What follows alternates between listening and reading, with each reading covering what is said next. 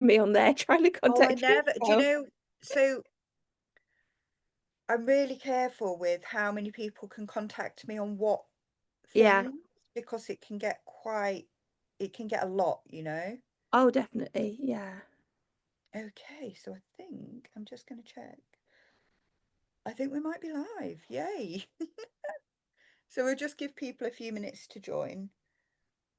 Um, yeah, they changed the whole like Zoom Facebook thing, so but here we are anyway. Yeah. So sorry that we're a little bit late, people.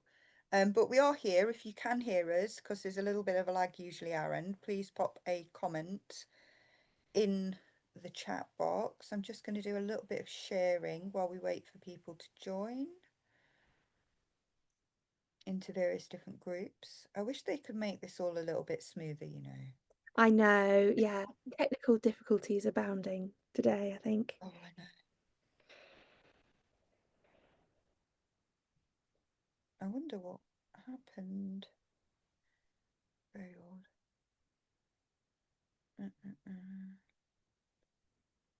It Mm. must be my yeah. It must be my email, but I don't know. it's very strange that I've been getting emails from other people in the meantime. That's what I don't understand, but Yeah.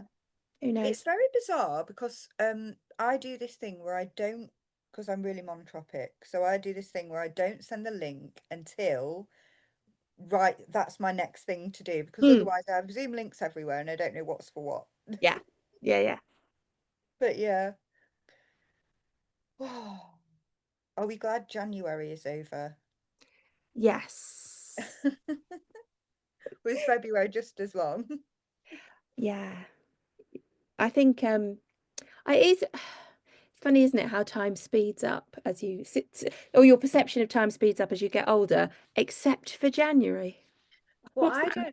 I don't think that's true. I think that the days and the weeks get longer and the winters get longer and the Januaries get longer. The years get shorter. And yeah, I know what you mean. Um, so I have heard that it's because our brain, our memory, because like we only store like new information. So as Mm. you get older, obviously there's less new Your information. So brain's just kind of like, oh, we've been been there, here done that, before. seen that Yeah, before. We're give me just something yeah, yeah, interesting. yeah, yeah. If somebody could just pop in the chat that they can hear us, all right, that would be great. And then we can get on with intros and stuff. But yeah, no, yeah, that makes sense. We're basically just really bored with life that we kind of like delete it from our brains then. Yes. Isn't that rather depressing? But it also, I suppose it offers hope in that if you then deliberately go out and have new experiences and go to places you haven't been before and do stuff you haven't done Why before, on earth would I do that? well, because it'll slow down your perception of time. Yeah, I know, but then I've got to go into new places and do things I haven't done before with people that I don't know and things that I don't know what to expect. Yeah, it does sound ghastly, doesn't it? Yeah. But it will, my spoons, you know? So Mm, basically then we're gonna speed up and that's what happens. But yeah. Anyway, welcome to AP UK. I'm glad we got there eventually. Sorry everybody who was waiting around for us. As you know, if you know us by now and you've hung around a lot, my yeah. name is Tanya Adkin. I'm one of the trustees at AP UK, and we have monthly Q&As because obviously we're a charity that focused primarily, with the only charity really focused primarily on supporting autistic parents because there's so much out there for autistic kids that I think sometimes people forget that autistic kids grow up to be autistic adults and then become autistic parents and carers and so on. So, we do a lot of peer support. So our whole model really is based on peer support, which means I think I explained this to you. We like to keep things peer to peer. So even when we have people come and do Q&As and talk to us, we like where we very much where we wherever possible to keep that, it's autistic parent to autistic parent and creating that community because a lot of our members and our beneficiaries do use these Q&As as kind of a bit of a community connection as well. because I think as parents we're all kind of burned out and struggling and all the other wonderful things that come along with being an autistic parent. So I think sometimes it's just nice to, even if you're just listening in the background, to other people who get it. So that's nice. But yeah, welcome to Autistic Parents UK, Laura.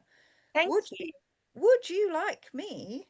So who are you firstly? Who are you and what do you do? There we go. Let's start there. God knows, I'll be honest. Yeah. What I mean, don't I do? It's what usually day is it? Yeah. yeah. Um, yes, so my name's Laura Richmond. I am an autistic mum to uh, an autistic son who is nearly 12. Um, and I do lots of work in the kind of neurodivergence and mental health space, particularly perinatal mental health. Um, and the reason I was invited today is because I've written a book. Very proud of myself. Here's my book. Well Um, and so basically, the reason I wanted to talk about mental health services this evening is because, like, um, when I was an undiagnosed autistic little girl, so I wasn't actually diagnosed till I was 34, and that was after I figured it out myself, to be honest. Um, so yeah, when I had quite an eventful time, shall we say, growing up in mental health services. So um went in when I was what 12, 13, and was there was a sort of an escalation, if you like, because I was sort of diagnosed with this and that and the other, and and I've got depression, then I'm bipolar, then I've got this, then I've got that, and they give you antidepressants, and then when they don't do anything, they give you antipsychotics, mood stabilizers. don't forget treatment resistant depression anxiety. Yeah. Yeah, and then yeah, and so then I went into like psychiatric hospitals and everything. So, um, just being treated with for lots of exciting mental illnesses that I didn't actually have, and um, when I was finally diagnosed with autism, the psychologist who diagnosed me said, "Look, this is a really common pipeline for autistic girls to be funneled into mental health services while we're still kids, and then." Just misdiagnosed all over the place. Um, and yeah, so my book's about that, but also about my experiences of pregnancy and birth and going into a psychiatric mother and baby unit with my 6-week-old baby boy. While I was there, I was diagnosed with complex PTSD, which isn't autism, but was, I think, probably the first correct diagnosis Mm-hmm. I'd Mm-hmm. received. And unfortunately, I think for a lot of us growing up, like, I think probably even if you don't end up in mental health services, like growing up autistic and undiagnosed and just being misunderstood all over the place, not understanding why um, people don't like you, not understanding why you sort of feel out of place, like that in itself is traumatic or can be traumatic, I think. Um, so, yeah, I am sort of here. I think my own perspective is more about mental health services for myself, um, both kind of before pregnancy, but also like during pregnancy and being in a psychiatric mother and baby unit, rather than kind of dealing with CAMS for my own son. Um, Mm-hmm. but it's really interesting having this kind of generational perspective, right? Because now I'm a mum, I've got an autistic child sort of a similar age to what I was when I went into mental health services, and seeing how there is so much more understanding. And yet, I think in some ways we've gone backwards as well. It's a really interesting um, thing to kind of see it a Juxtaposition, generation really. on. Do you know what I mean? So Yeah, it was a definitely. bit of a that was not really introducing myself. That was a whole tangent, wasn't That's it? okay. We appreciate tangents. We're all about Yeah. authentic communication. Yeah, so that's quite a journey, quite a journey. And unfortunately, you say all these things and any like person that wasn't within the autistic community would be like, "Oh my God, that's like horrendous. That's like you've done so much." But like it's quite normal for us, especially if we're identified as like, late and, women and girls and kind of like I hate the kind of gender in autism thing anyway, because I think how many like male presenting people are we missing as well, just because and all of that stuff. But yeah, in terms of mental health, I wonder really how much is understood about autistic mental health. Yeah, I mean, I I think as with everything with autism, the research is limited, but I think we are definitely known to be more more prone to mental health problems anyway, more vulnerable to them, for Mm, sure. And that makes sense, right? Like if you're mm, sensitive, in terms of like your sensory stimulus and you're sensitive emotionally, like that would surely that would mm. make you that would make sense then that you would be more likely to experience mental health. Yeah, we are. I know through research we're more susceptible to PTSD. Yeah. I think 90, it wasn't there a bit of a research done that 97% of us meet some, like 97% of surveyed people like present with symptoms or traits of PTSD, which Mm, I can absolutely, that makes sense. That makes sense, unfortunately. yeah. And especially like perinatal mental health and autistic mums and the mother and baby unit kind of thing, because I don't know about you. So this is my day job. My day job is social care with autistic parents. So I'm like, I've never in my years of doing that job, I've never actually seen that be available. What, a psychiatric mother and baby unit? Yeah. Yeah, they're not, they're dwindling. Well, actually, I mean, so actually, in Mm. terms of beds, there are more beds than there Well, there's were, probably more need than I would yeah, that say. never before. And Yeah. new IBUs are opening. So we've Uh, just, so there's one in Northern Ireland. What now? There didn't used to be one in Northern Ireland at all. Um, but certainly there are not enough beds to reflect the Go need. And around. Yeah. yeah, I and of do course know that it's for rates mums of who are very, very poorly. Like it's Yeah, and I do really, know that really child protection rates are going up as well. So there's Mm. probably more need. I know there's more reluctance from, I don't know, like, when it's done without social care involvement, I know there's a lot more reluctance to use them. Like, how did you find that kind of experience worked with your neurology? That idea, were you watched? What was that like? For me, actually, in lots of ways, it was very healing because Yeah. my previous psychiatric admissions had been so traumatic. Like I'd had some really, really horrendous stuff go down on like adult acute wards. And Mm, so actually, I was very lucky in that going to the mother and baby unit was, I think, absolutely the right place for me to be at that point in my life and probably saved my life. Um, and I was mostly treated very well when I was there. And so it was quite redemptive in a way, I think, mm, for mm, me, in mm. that, there were some wonderful nurses and wonderful people working there looking after the mums and babies. Yeah, yeah. So I guess as well, if you kind of wanted that help as well, that would be different, wouldn't it? Mm. Oh Yeah, yes, I wasn't sectioned. I did go yeah, involuntarily. I yeah. think if I'd refused, I would have been sectioned. Do you know what I That's mean? always the case. Yeah. When they say to you, you can go involuntarily or you can be sectioned, you think, I think I'll go Mm, involuntarily. mm. And looking back, because did you know that you were autistic then when you went into No, no? so I So wasn't diagnosed till my son was 8. yeah, Yeah, and then he was same diagnosed. story as many of us. We start going, hang on a minute, this looks well, that's Yeah, normal. I yeah, used to do that. yeah. Yeah, I think it's funny actually for me, it was the other way around in that I was diagnosed first, and I think that's Yeah, unusual among that's some very people's parents. unusual. You've Yeah. bucked the trend there.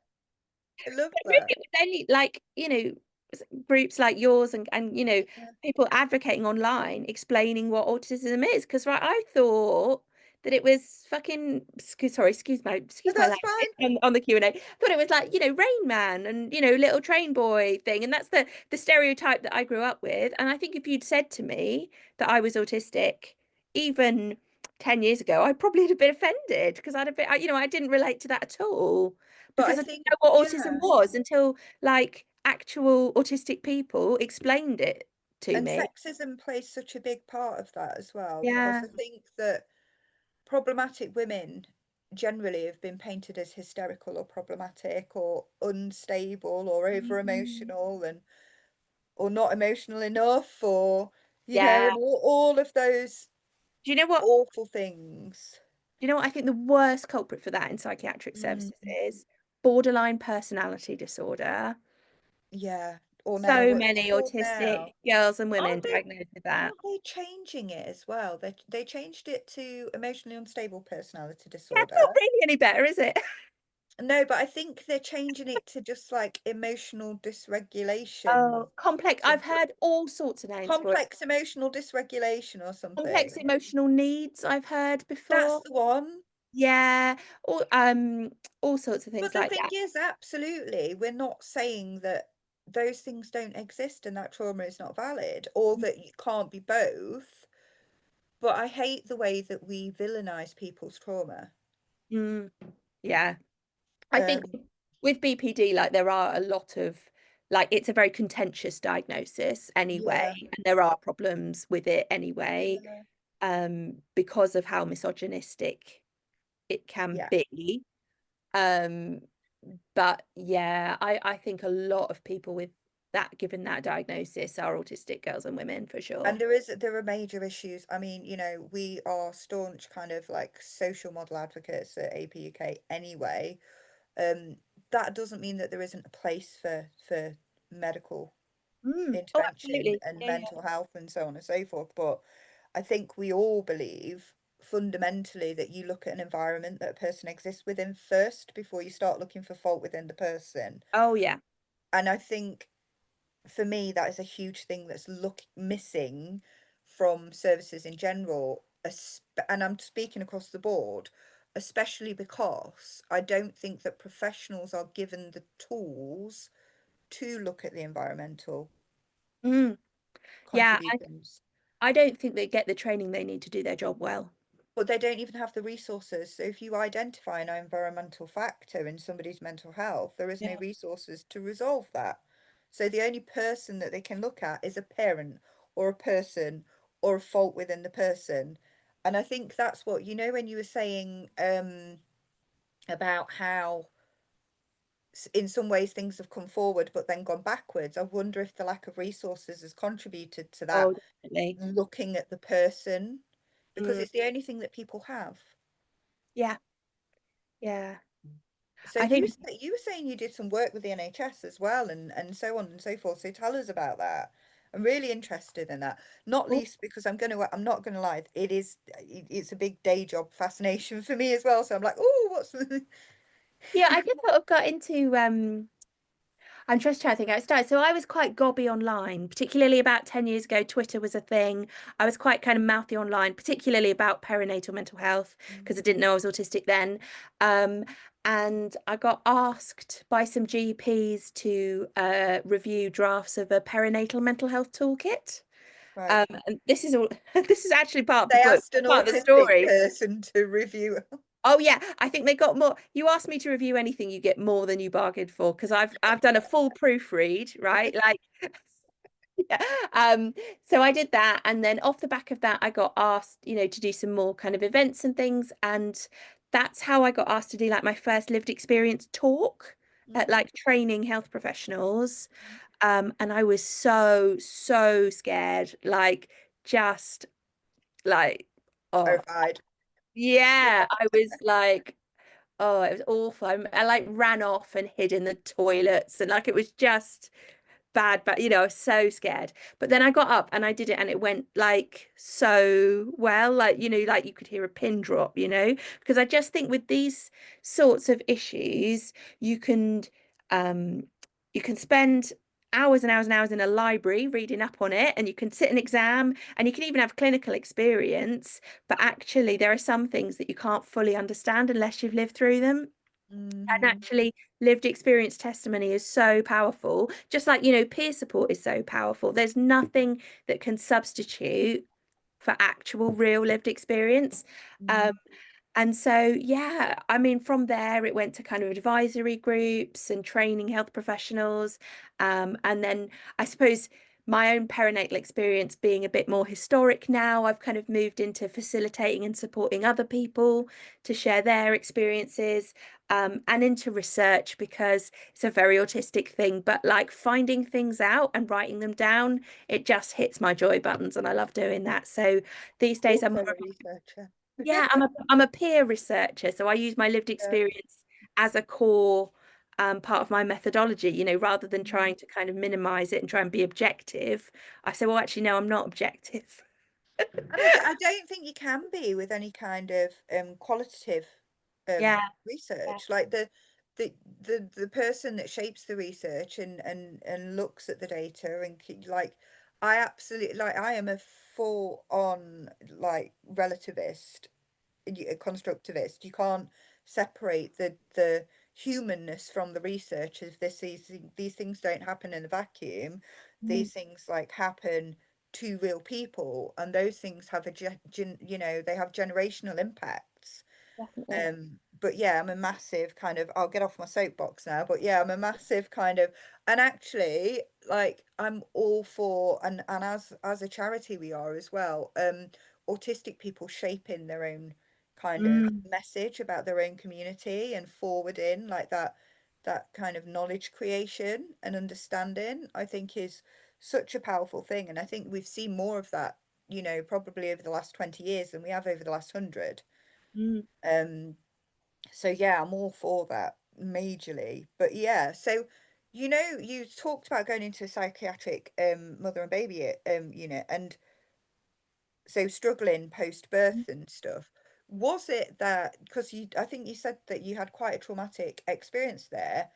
Um, did you hit burnout? Were any of like what you were describing, would you now kind of like frame that as autistic burnout? Because we do hear from a lot of parents that actually I had this child and I thought I'd got like um major kind of like postnatal depression that was clinical or untreatable or blah blah blah, or like I went to university and I thought I was cracking up and I'd got like some kind of mental disorder and there was something massively wrong with me.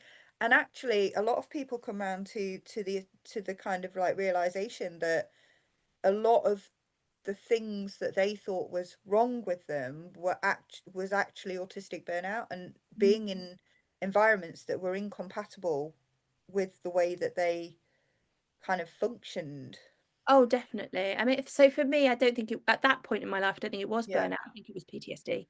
I had yeah, fairly yeah, classic PTSD from a yeah. traumatic experience, but my autism definitely contributed to my traumatic birth experience because, Right.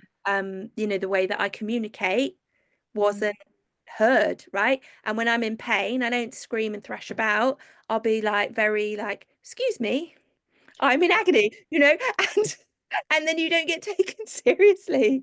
Um, mm, and so, but but at the same time, like I do think you're right. Like it's so easy for burnout to be misread as depression.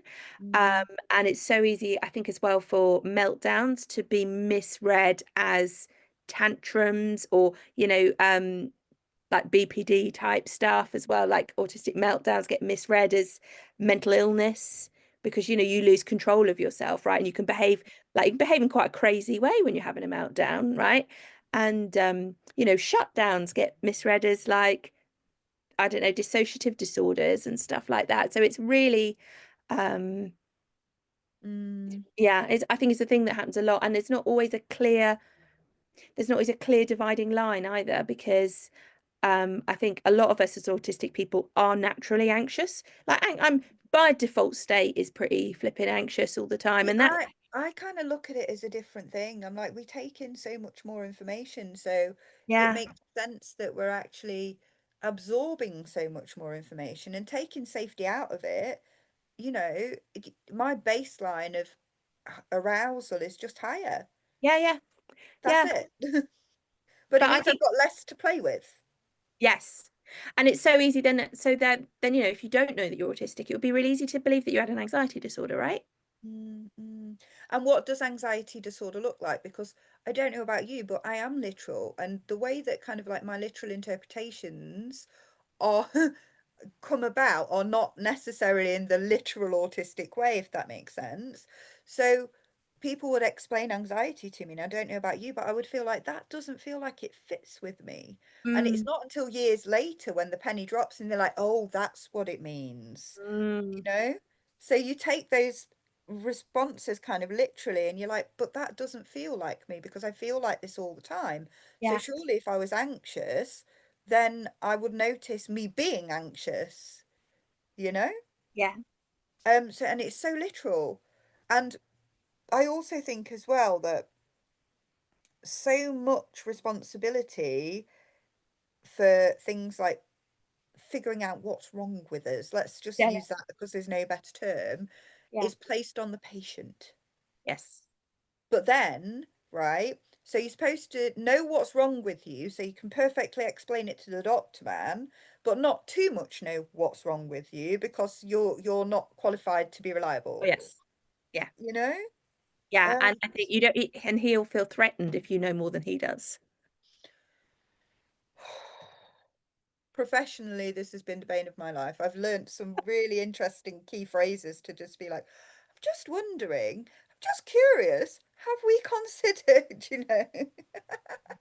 it's definitely it's a stretch, isn't it, to try and figure all that out. So, you had this kind of like traumatic birth experience. Like, how did you find parenthood?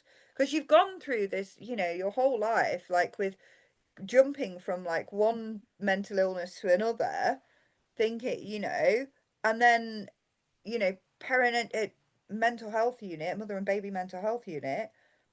What happened then? Then you just left with this baby, like, what the hell am I Yeah. supposed to? I can't even look after myself.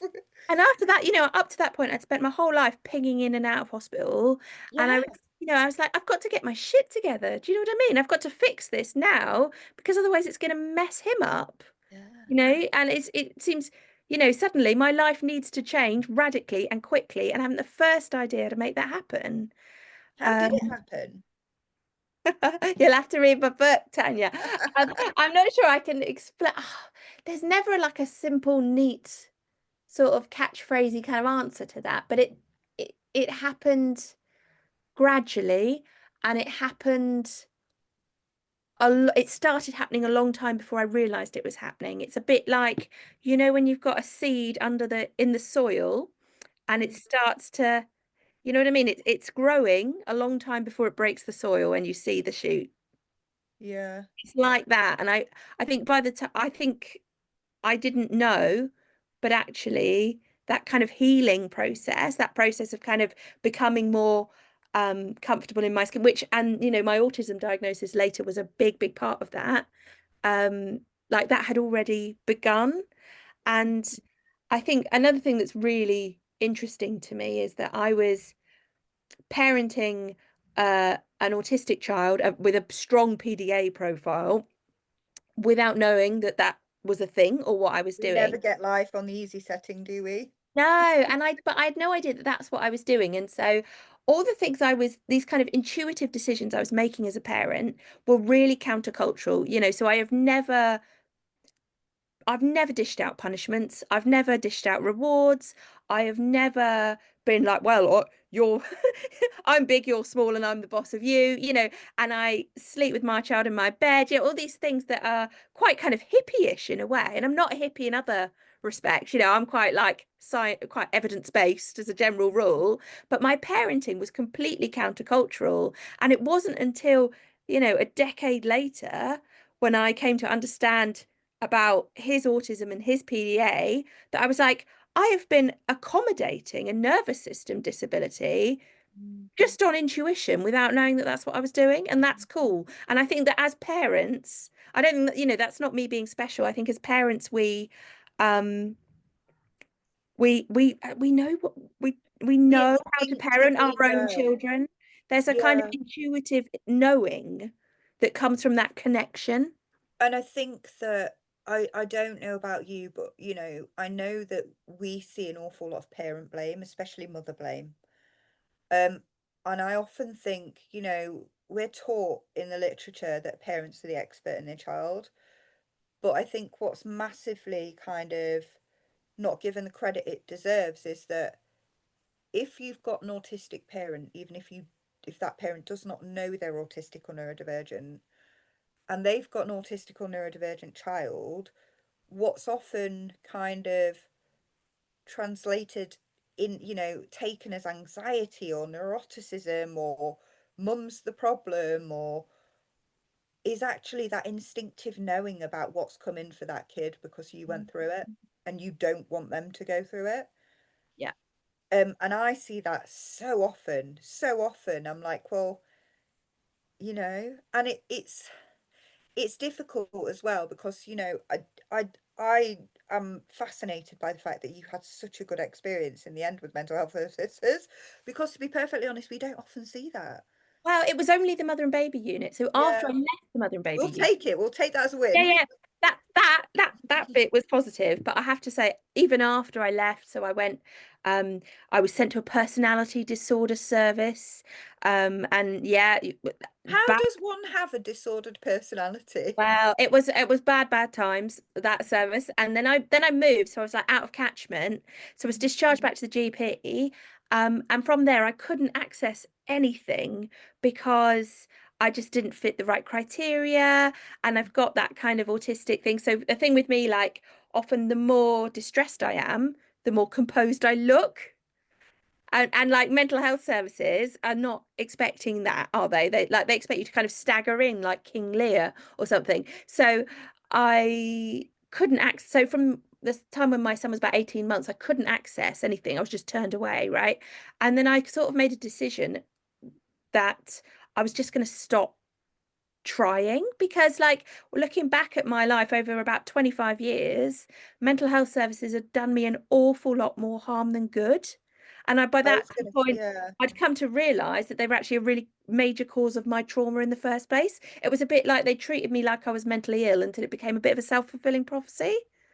And actually, I say this quite often. I think, especially with our masking and our interoceptive mm, difficulties and our alexithymia, I think it can sometimes be a really dangerous narrative that when we go to people who are supposed to hold authority and we're experiencing burnout or expect, and oh, you've got an eating disorder when you might have an interoceptive difficulty, or you mm, might have do you know what I mean? mm, Or, oh, it's definitely depression or postnatal depression when actually you're really burned out and you're mm. not really sure how to do this thing. And I think we can take things so literally, and you know, I know that we quite often we doubt ourselves. We're always the ones in the wrong. We're always assuming we're at fault. We're always Mm. you know. So yeah, I mean, I guess it can be because actually, I guess what you're saying is that you were having all these like issues and being dysregulated, and what we now know it was because you were autistic and you'd experienced PTSD, and you were going to the people that were supposed to be able to fix this for you, and it was worse. So I guess I'm wondering if what you're saying in a roundabout way is that like you kind of took the power back and took that responsibility somewhat for your own. Yeah, I think so. Um, Definitely. My autism, like the autism Was that diagnosis. the shift, do you think? Yeah, I mean, I don't think that I don't think that you need an autism diagnosis in order to kind of be kinder to yourself, but I can't deny that No. it helps. Like it really helps. And Well, it's an actually, explanation, isn't it? And it's such a difficult thing because, like, if we follow like the neurodiversity movement to the letter, really diagnosis shouldn't be necessary. But that's not the world that we live in. exactly. Yeah. It equips you, doesn't it? Like things like, so I now often wear sunglasses in the supermarket because, they're very brightly lit and there's too much to read. And I get very overstimulated in supermarkets. So I often wear sunglasses in the supermarket. Now, I've noticed that as a result of doing that, I am less likely to spin out emotionally. Mm. But I wouldn't, if 10 years ago, I'd never have thought to put on sunglasses in the supermarket. And yeah, and we get this with autistic people all the time. We say to them, "Have you put in noise cancelling headphones when you're just mooching around day to day, or sunglasses?" And they go, "No, no, no, no, I don't have." Just try it. Just try Yeah, it for just me. try it, and then I you find guess, out. and Yeah. it's the access to that information. It's the access to that lens and that perspective, isn't it? Yes. That is so important, and also access to your community, because you get to fly your weird flag really high and find other people that are just like you Yes. or just not like you, I think.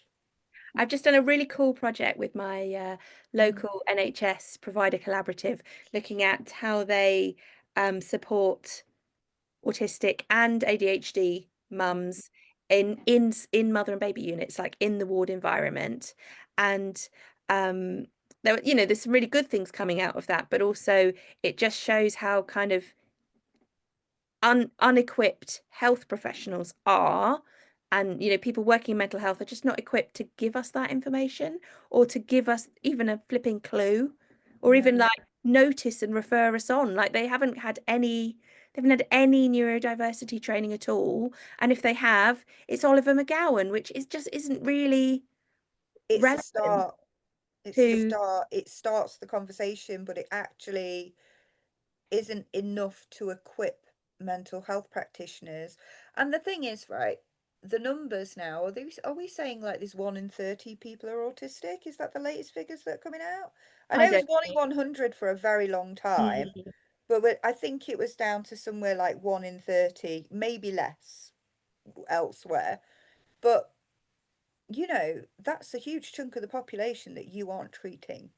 Yeah, and especially in mental health services. So if it's 1 in 30 in the general population, in mental health services, it's going to be a lot more, surely. And the prison population and yeah, everywhere, but I just think how much kind of how much talent and kind of value are we missing out Mm. from not supporting people when they need it, Yeah. because nobody's an island. Everybody needs some kind of support. And I guess that I know that a friend of mine and one of our ambassadors, David Gray Hammond, when he wrote his first book, I think it was Guide to Psychosis, Autism and Psychosis. um I think he wrote it as a bit of a love letter to the autistic community that saved his life, Mm. because actually he had the same view as you, having been an inpatient, not a mother and baby unit, obviously, but having been an inpatient, having been, because he's schizophrenic as well as autistic and ADHD, and does experience like frequent kind of episodes of relapse and psychosis, and he really doesn't mind, he talks about it for a living, so he's Yeah, yeah. okay with that. But he had the same kind of, while the medication is absolutely necessary for him, because otherwise he's gone. He Mm. doesn't know where he is or what he's doing, and where that has kind of the medical stuff has its place, and he absolutely needed to be an inpatient at those times. That there was a lot wrong with that, and that was very traumatizing. He often talks about like chemical restraint, Mm. because he was such a big guy and they didn't know what they were dealing with. So he's one of the patrons at the Alliance Against Seclusion and Restraint as well, because of that chemical restraint.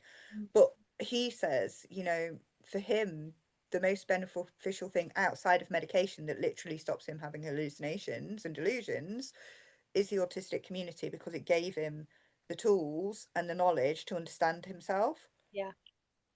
And we know that in research. I mean, I think it was, Monique Botha did a lot of research around that, about community connectedness, and how I think they framed it as minority stress, because we are a minority and we do experience specific stresses, especially, I don't know about you, but I think for me,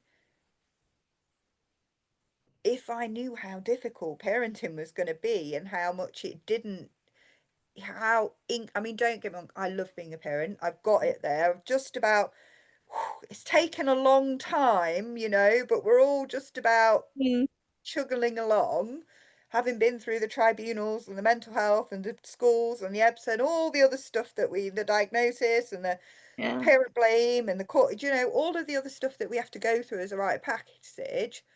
Um, I didn't know how my brain worked and what my needs were. So I didn't know that actually parenting is probably my arch nemesis and the worst thing that you could ever ask an autistic So kid. funny, isn't it? Because I think for me, in many ways, it's been the opposite. So it is great, but at the same time, you have to find your own way. And that's what I'm saying. It's taken so long for us to fit in our own way. And there's so many kind of assumptions of neuronormativity that run through that as well. And actually, the early years, terrible for me, terrible, because of that constant splitting of my attention, Mm. constantly needing to be on the weight of the responsibility, all of that stuff. I found it incredibly difficult. Incredibly difficult. And then, yeah, and you were the other way around. You found it was kind of like a really good thing. And I'm not saying that there aren't parts that I found easy, but it took me, I think it took, and a lot of people that kind of like write into us, it takes a while for you to find, because nobody shows you how to do it autistically. No, no. and you have to write the rule book yourself. Yeah, absolutely. And it for me, it was And you're going to be definitely, burned out. That's it. yeah. I mean, I think I just exist in burnout now. I think that's just my default. But I Yeah. think like um the point at which I gave myself permission to tear up the rule book and do it our way was really kind of a turning point for us. Mm, mm, And so it's just me and my son at home, and we're incredibly close and we're incredibly similar. And we have built our own little autistic paradise here, a mm. house of cats and beige food and lamps and everything. No, we And don't. Yeah, no big it's only when lights. we have to leave and go outside. It's only the fact that my son has to go to school that's a problem. And that's the thing, isn't it? For us autistic parents, I mean, I think a lot of us do find the early years quite difficult when we're constantly plugged in, especially if sleep's impacted and stuff like Mm. that as well. Oh yeah. But actually, the thing, and I had this particular argument with a male doctor who was basically trying to, oh, no, there's definitely nothing wrong with your hormones. Maybe it's just parenting that's stressful. I was like, no, no, no, no, no. My parenting is no longer stressful, let me assure you. Yeah. Because actually it's the systems that we interact with that become the most stressful. And that goes with like, it's systems generated trauma, isn't it? That's what you were saying about mental health services. Mm. It isn't us as beings, it's the systems that we're expected to interact with Yes. that creates a perpetuating cycle of parent blame, of mental health, of, neuronormativity, of internalized ableism. Um, so yeah, I mean, it's great that you are kind of came out of the other side of that then, or that you were able to, you know? I mean, I wouldn't put it quite to, I'm not going to say, oh, everything is perfect and I'm I don't fixed think now and I'm perfect kind of, exists. and I'm recovered. I don't like recovered, but you know what I mean? I'm waving at myself and it's like it's not like that. You know what I mean? Like stuff is still hard sometimes. Like it's particularly Mm. um navigating the school send crisis, which I'm in the middle of at the moment, it's just bad times. And But it's the not autistic friendly at all. No, but my own, in terms of my own, um, if I look back and the fact that I spent a lot of my life in a psychiatric hospital and now I haven't had any interaction with Mm. psychiatric services for 10 years, and Mm. that is definitely a good thing. So, yeah, Yeah. And I think when we say coming out the other side, it's not necessarily that there's this cure or this thing or this whatever. I guess it's just like a different perspective, isn't it? It's a different yeah, perspective. And it's the self-acceptance of yes. And I don't how see myself as ill anymore. that's what we mean. It's that paradigm shift, isn't it? I Yeah. mean, I don't know about you, but I think for me, coming out the other side was that whole kind of like radical acceptance of, okay, I'm not broken. I'm just not supposed to do all these things that I'm expected to do. But what I can do are these things really well, Mm, you know? yeah. That was kind of, yeah, so that's really powerful. So what's next for you then? What's Well, next? I've actually, well, I don't know if I should. This is probably the first time I've said this publicly, but Okay. I have started another book, Oh, which, yay. yeah, for my sins, which is about autistic joy. Oh, brilliant. So our next Q&A is about autistic joy, funnily enough, I'll by be sure Jess to tune Garner. in. Yeah. Yeah, Jess Garner. She researched it as part of a master's at Sheffield Hallam with Luke Bearden. So yeah, that's that you should tune in and watch that. But I yeah, will definitely. yeah, Yeah. autistic joy. Yeah, and you know what? I kind of love the push that's been over the past few years of exploring autistic joy because it's Mm, not something, we're aware that it's all quite doomy and gloomy for us at times, and we're mm, all struggling, we're all in burnout and blah blah blah. And the recent language where we've gotten around like glimmers and things like that. And I love the work that I do with Helen Edgar on like finding little pockets of flow and mm. that sort of stuff. So yeah, wow. So that's great that you've. And what is autistic joy for you? Autistic joy for me is multifaceted. Yeah. It's definitely sensory joy. It's also, I think, an embracing of the emotional extremes. Like, so for me, when I am sad, I am very, very sad. But when I'm happy, I'm very, very happy too. And sort of embracing that and, almost kind of saying that's a conscious choice is that I want to experience life in all its richness, actually, because we're all, I mean, we're only here once, probably. And, um, and just I think this is so under researched, frustratingly under researched, but our experiences of music are often, we a lot of us like me have synesthesia as well and have these kind of technicolor experiences of music. We have the I think joy as of well the fact that so much of us are Gestalt language processors as well. mm, And I think that's real missed in terms of like music and poetry and reading. yeah. And And we have yeah, this like the joy of autistic communication and like connecting with like-minded people as well, like that relief when I really feel it in my body, the difference of like how sometimes when I talk to neurotypical people and I feel like I'm rubbing up against sandpaper. And then my when you shoulders just go up. Yeah, I'm just like, yeah, and then when you talk to other autistic people and you can just it's just I could that it's very embodied for me, like that relief of oh God, it can oh, be like this is what this. it feels like to have a regulated nervous system. Yeah. Oh, this Very is nice. weird. But particularly, I think something I'm really passionate about is Yeah. paracosm and autistic imagination. Mm, Uh, Do you know the thing that we don't have? That autistic imagination? Sarcasm, sorry. oh, Yeah, I was gonna say we're not supposed to be very imaginative, are we, and well, I know, creative? but I think a lot of it's funny how these sort of stereotypes and myths are often kind of I think it's like the opposite is true. It's just that it looks different on I us. I just think it's a massive case of projection. Yeah. Well, I often think empathy, particularly with empathy, people who say we don't have Mm. empathy are like the least empathetic people. In fact, they are being unempathetic towards us in their assumption that we don't have empathy. Do you know what I mean? Yeah, yeah. We've got Bobby Ellman actually, I think coming in July doing a talk on probably exposure anxiety and hyper empathy, so that should be good. Mm. I've got But yeah, yeah. I think yeah. a lot of us like I struggle with an overabundance of empathy for Oh, sure. Like yeah. it's difficult for me And sometimes it to I think distinguish it's between because other people's suffering and my own suffering. Do you know what I mean? we're so plugged into our environment because we have to be. So of course we're picking up everything. Like Yeah. that's the thing that keeps us safe. That's the thing that like I always find it, when people say don't judge, don't be judgmental. Well, of course we judge and we are judgmental. That's what keeps us safe. You know? Mm, Like if mm. we don't judge, we walk into traffic. Yeah. All of that stuff. That's what keeps us safe. That's what helps us learn what's safe and what's not safe. So yeah, of course we're hyper empathic. We have to be. We have to be because we need to be in tune to other people's feelings to maintain safety, especially in terms of masking and so on. But also that can be a gift and a curse. I think, there's no good or bad in anything, is there? Yeah, and I think it's true of almost I think all autistic traits are a gift and a curse, Yeah. aren't they?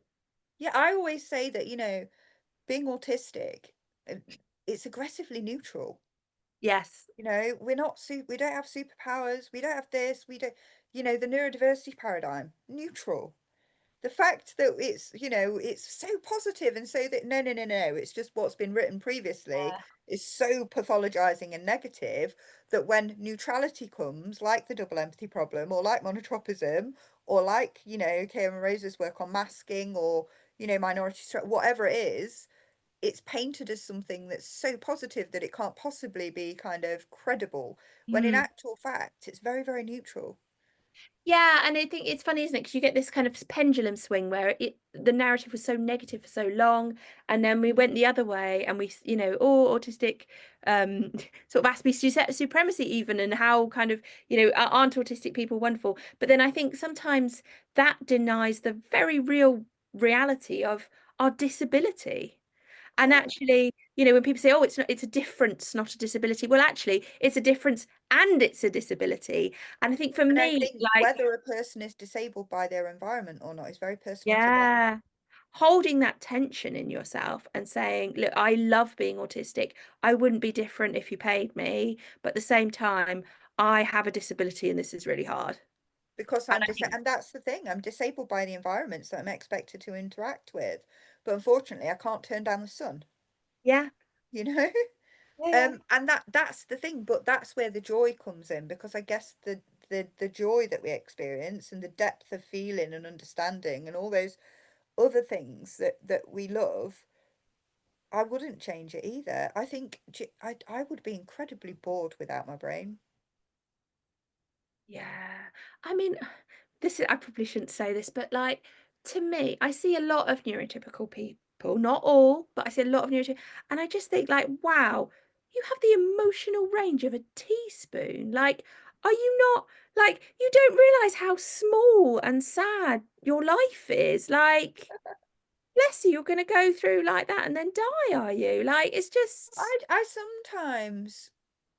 I sometimes I'm jealous that they just seem so satisfied with with so little. I know what what, you mean. yeah, Like just some so of the TV satisfied. programs and stuff, and you watch it and you think there's just nothing here. There's nothing going on here. How can you And be I guess that's entertained part by of the this? mental health thing, isn't it? Because I'm Yeah, not satisfied with moderate, you know? yeah, yeah. Yeah. So in terms of like, okay, so accessing mental health services. So you've done like a lot of work with the NHS and so on and so forth. And we get a lot of like, we do get a lot in our peer support stuff that, accessing mental health services is a bloody frigging nightmare. Especially at first you've got to get them to get the referral, you know? I What know. is some advice that you would give people? I would advise people not to ask someone else directions from somewhere they've never been. So, like, I'm don't mean don't seek professional help. Like, obviously, like if if it's helpful to go and ask a doctor or a psychiatrist what they think, but that's fine. But don't think that they know better than you do. Because just because somebody's in a position of authority doesn't mean they know you better than you know you. And so I think it's like if Don't give away your power. exactly, if mental health professionals are going to say things to you, you can hold that lightly. Like you should have the permission to hold that lightly. Take And what works. yeah, yeah, and I Yeah. think that's I don't know, when I was growing up, like doctors had real authority, like particularly with my parents' generation. You didn't question it, um and my life is testimony to the fact that they can be wrong. They can be very, very wrong. But yeah, I mean, I really empathize because it is just shit that at the moment, our mental health provision in this country, we seem to offer it, mental health is available, mental health support is available to so few. And if you do get it, often it's Mhm. worse than nothing at all. And like, I just think it's broken, really. Yeah, yeah. And we've got another question, and this is about kind of that anxiety about engaging and the level of parent blame and the worrying that Mm. it's going to bring more stress than it's worth. And I think this is particularly about social services, so I can answer a lot of this as Yeah. well. But so that somebody's written in and said, I'm a disabled autistic parent with a chronic illness, and my husband is experiencing carer burnout. I'm assuming they've got children as well. We could do with support such as direct payments or respite, but I'm terrified of getting on the radar of social services due to stories of ableism and fear that seeking help can be used against us as parents. Can you please be honest about the risk of engaging with the council for support? Is it possible to access help for disabled adults without triggering unwanted scrutiny of our parenting and home life? Okay, so I'll take this one if you Yeah, don't you mind. could, because I So, don't know. what you've got to remember is that when you approach social care for help, they've got to assess, following their frameworks, what help they think you need or that you meet the criteria for. That means that they are going to be scrutinizing you. Um, And that's really difficult because, like we've just said, you know yourself, you know what you need, you know what might be easier. But actually, in order to, and I'm not saying that it's right, but in order to justify using those resources, or that you need those resources, or that those resources can't go to somebody else, or that you meet a criteria, whatever, they have to assess it against a framework. In this particular um case, because it's adult social care, it'll be the domains of the Care Act 2014, which you can Google. And I would definitely encourage you to have a look at those domains and see, do I meet that criteria? Now, in this regard, what you've got to remember is a social worker is a professional, much like a medical person is a professional. This doesn't mean they can't be wrong, and it doesn't mean that, that neuronormativity isn't a problem, etc., etc., etc. But they're only coming with what they know, right? And they are assessing you based on their professional qualification. So when you go and ask for support, you are asking to be scrutinized or assessed. And I guess that's the same in mental health, isn't it? When Yeah. you are going, you're asking them to use their professional, because the social worker is a registered professional. And listen, I'm not arguing about rights or wrongs here, but this is how it works. And they have to assess you against a set criteria, and also against their own policy and criteria of whether you meet a threshold for that level of support. Unfortunately, it's not a case of just ringing up and saying, I've got these disabilities, so therefore you need to give me these direct payments. Um, I wish it was, and I wish it was as logical as that, but then everybody would be doing it and we'd be bankrupt as a country. And that, I'm not saying that's right, but it's difficult. So you are asking for people to assess and scrutinise. And actually, while you may want direct payments, it may be that the social worker is looking at the entire family unit and saying, well, actually, there are other solutions to this. Um, a bit like, Laura, for example, you could go to see a psychologist and say, like, I definitely want EMDR. I have read up on it. I definitely think that I definitely need antipsychotic drugs, blah, blah, blah. And the psychologist may not agree Mm. because they've assessed using their expertise and gone, well, actually, we're not going to go straight there. We're going to, I don't know, try talking therapy first, or we're going to try this, or we're going to try that. And you might find that immensely frustrating, and there may be a disagreement, but they have to follow their policies, thresholds, etc. And they have to assess whether that's the right thing to do. And I think while there is a lot of opinion in social work, there is also a very strict legal kind of framework to that as well.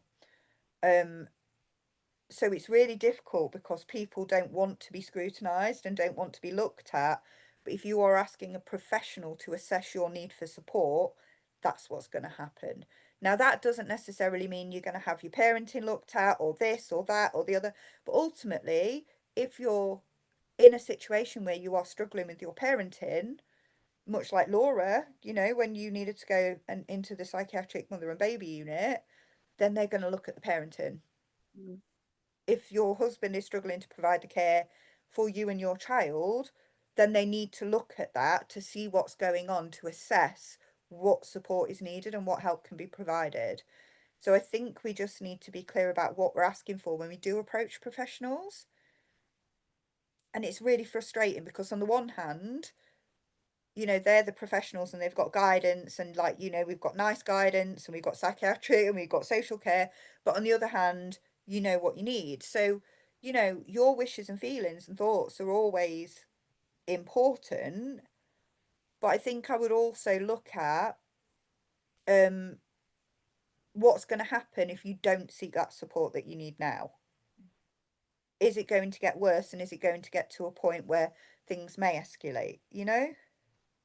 I mean, what's your take on that, Laura? Honestly, like I don't have much experience of social care, so I feel like you're Mm. much more qualified Yeah. to respond than I am. Yeah. But it is kind of the thing that when you are asking professionals for help, they've got to assess what kind of help you need because that's their job. Yes. Yeah. Yeah, for sure. Um, but I would also say that, I Mm. mean, certainly in my experience, they can get that wrong. Oh, they 100% can. They absolutely can. Very, very And wrong. And I would be wary, personally, I would be wary of approaching social services. 100% Yeah. always do, but I'd like there Not isn't a because I way. don't think I do a good job, but could I prove that I'm a good parent to some neurotypical woman with a clipboard that comes around? I don't know. We don't know. We don't know. Yeah. And I think that whenever you're going for any kind of help, whether it be like mental health help, whether it's social care help, regardless of neurology, it's a risk, Mm. you know? It's always a risk, like asking for help. And I think as well that it's such a tricky thing to do as well because, when we do ask for help, a lot of the time we gaslit because things aren't that bad. And then when things get really bad, we're then blamed. Mm. Um, and it's that kind of like, where is the perfect golden point when you're supposed to ask for this help? Um, Yeah. but I would say if you're at the point where everybody's in burnout and things are really struggling, then I don't think you would have much of a choice because you would probably need to be responsible.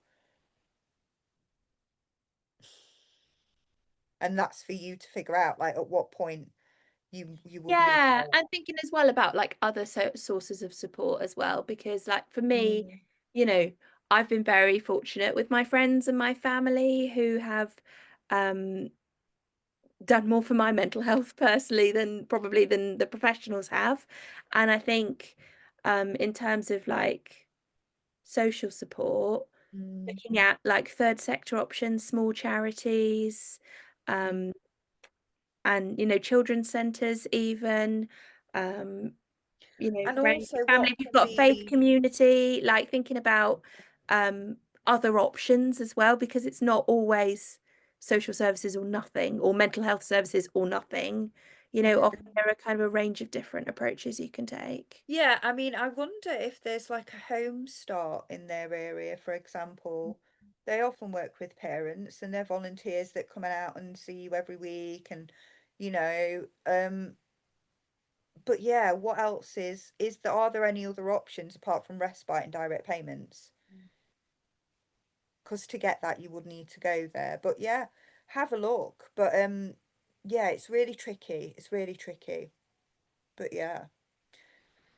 So, oh, somebody's just messaged saying, "Oh, they run a home start." Oh, that's brilliant. I know that when I was a new mum the second time around, I was really struggling because my second was diagnosed with a global developmental delay. And I was really exhausted and burned out because I didn't know I was autistic at the time. I'd got two young children. One of them was really struggling in school. The other one had like cow's milk protein allergy. And honestly, I was in this new area trying to renovate a house and run a business. And it was just, because of course, the ADHD is the gift that keeps on giving. And I found Home Start were absolutely a lifesaver for me. Yeah, Um, and it was just literally, an I say older than me, like a lady who was about in her 50s, and she used to be a school teacher, and had her kids and her grandkids, and she'd just come around and be like, right, okay, well, this is how we do that. This is how we do the mothering. This is how we, you know, yeah. and it was an absolute lifesaver. And it's that community, isn't it? Yeah, I work with a really brilliant charity in Bristol called Mothers for Mothers, who have a home visiting service. And similarly, like they will go around, um, well, visiting people at home, obviously, and just sort of do what they need, whether that's kind of, driving them to appointments, or being a listening ear, or helping with the children, or taking them out for a walk so they get out of the house. And Mm. I think it's really great um, when Mm. support like that is holistic and is personalized like that. And But you actually, can't get that from the NHS and usually. the Like thing that is is, something that's a third sector. a social care assessment might not even say, oh, you can just have direct. Oftentimes, the result is a referral into charitable services. Mm, So I would definitely check your local offer to see if there's anything on there that might be suitable for you, in terms of support. So the local offer is something that every local authority has. And you can Google whatever your local, so I'm Nottinghamshire, so I can Google Nottinghamshire local offer, and it's like a directory of different charities and services and stuff that are available for like disabled people, elderly people, all sorts. Um, you know. Oh, Beth's just written that she feels sometimes screwed because her GP say that the problems are social care problems, and they've gone to social care and they are useless. And I'm a single parent and I don't have anyone to support me, so I kind of feel like I have no choice but to slowly drown. And I think that's quite often the case, isn't it? Because a lot of sometimes mental health and burnout, and so I always look at burnout as kind of the vehicle that carries you into mental health crisis Mm. rather than like a thing on its own. Um, quite often it can be circumstances that create mental health problems. And Yeah. we said this, didn't we? We don't have the resources to look into the environment. So that's really, yeah, that's really difficult. But yeah, and Beth's child is a teenager as well, and teenagers are interesting ages, you know. I've just got into teenage years with mine. I don't know about you, but yeah. My son will be 12 next week. Mine's just turned 13. Yeah, fun times, fun times. So just one more comment before we wrap up. I have social care support, but I find the process a very stressful one. I'm always frightened that the care I receive is going to be taken away from me. Um, I have experienced a lack of understanding in autism, and when I got a new social worker, they were trying to cut my funding, and my perinatal social worker had to step in. I'm now going to be discharged from perinatal, and I'm concerned about the fate under social care due to lack of understanding and feels like I'm easy pickings to cut funding. Yeah, that's really tricky. It is really tricky. Um, what I would say is just, it's really difficult in terms of funding. And it is really difficult because I feel like, when we've got chronic illness, when we're autistic, when we're struggling, there's so much more expected of us because then we've got to juggle PIP forms, carers allowance, EHCPs, DLA, constantly proving that we're disabled enough to be seen as disabled, and then treated like we're incompetent, you know? Um, and it is really tricky. It is really tricky. I guess the only piece of advice that I could give is try and know your rights and don't be scared to follow the processes that are there. I don't know about you, but did you ever like have to complain about anything or I never have. I've had good reason to complain about things. I never have complained about anything. yeah, yeah. About you? Have you ever put in like a complaint? Oh God, yeah. Yeah. Um yeah, several tribunals and all sorts. And Oh, not because I'm that person. I think it's because of me working in the arena that I work in. I understand that those processes are put in there for a reason. And I think quite often, um, especially autistic parents, can be scared to advocate for themselves. So they'll I. over explain and over explain and over explain and over explain until they reach boiling point or meltdown. And then it seems like they're unreasonable. Mhm. So for me, having witnessed that pattern, I just got to a point where I kind of go, right, I'm going to try this 3 times. And if that doesn't work, stage one, Mm.